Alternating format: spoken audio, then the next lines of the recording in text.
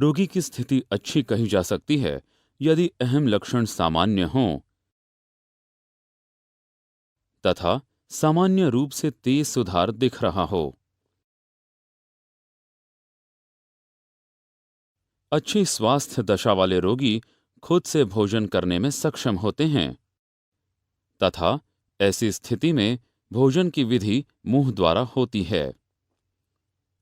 यदि रोगी के अहम लक्षण एक समान नहीं हैं तथा समय समय पर सामान्य सीमा से बदलते रहते हैं और यदि रोगी होश में है तो रोगी की ऐसी स्वास्थ्य स्थिति ठीक कही जाएगी। ऐसे रोगियों को अनवरत सहायता और निरीक्षण के साथ सामान्य रूप से मुंह द्वारा भोजन दिया जाता है। ऐसी स्थिति में जहां रोगी के अहम लक्षण सामान्य नहीं हैं तथा रोगी होश में है लेकिन खुद से कुछ भी काम करने में सक्षम नहीं है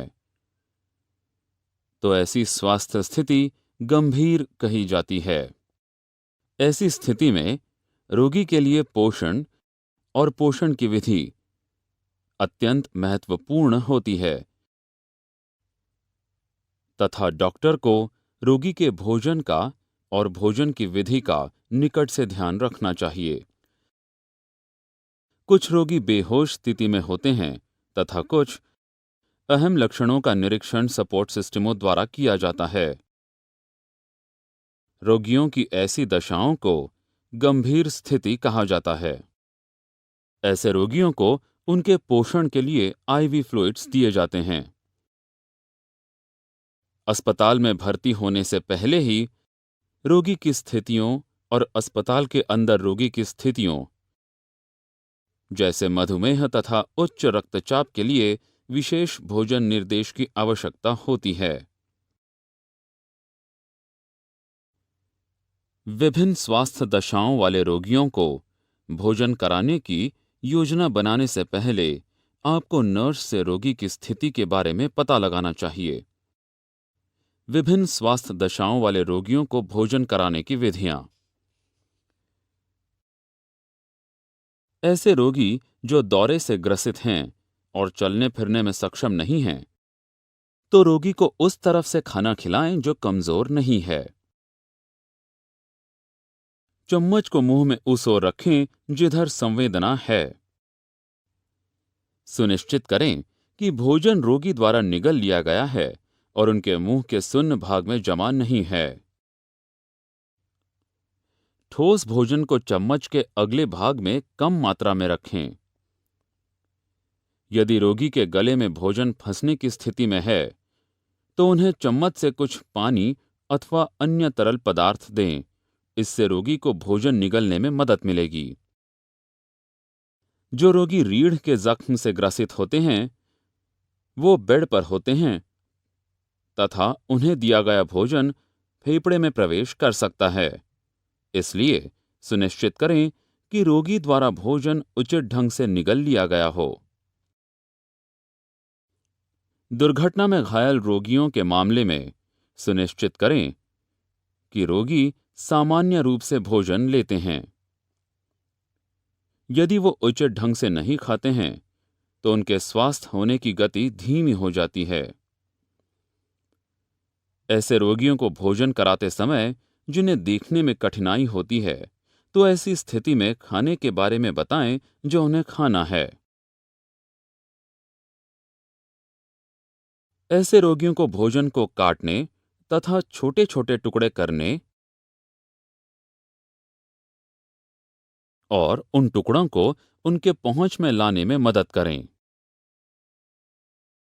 किसी दी गई स्वास्थ्य दशाओं से ग्रसित रोगियों द्वारा खाए जाने वाले भोजन के प्रकार तथा भोजन की वो सामग्रियां जिनसे परहेज करनी है उनकी सूची आहार विशेषज्ञ द्वारा बनाई गई होती है।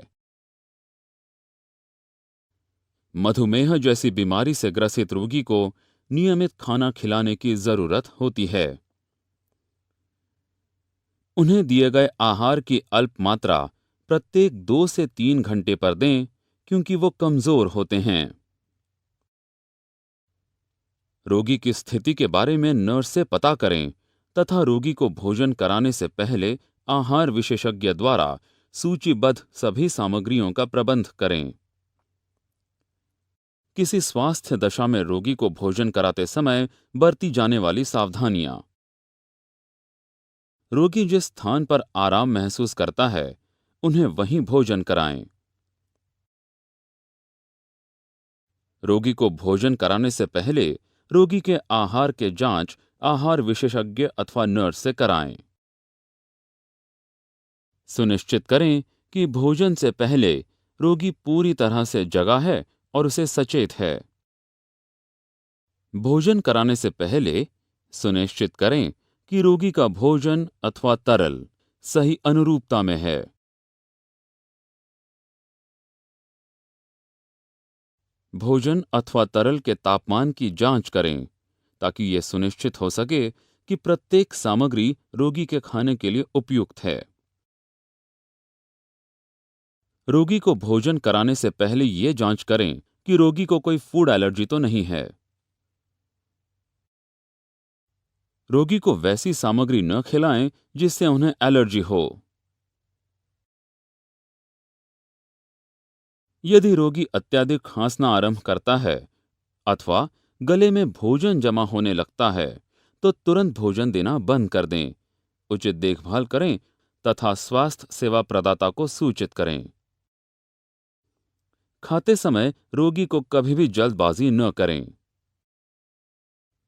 जो रोगी उचित अवस्था में नहीं है उसे भोजन न कराएं।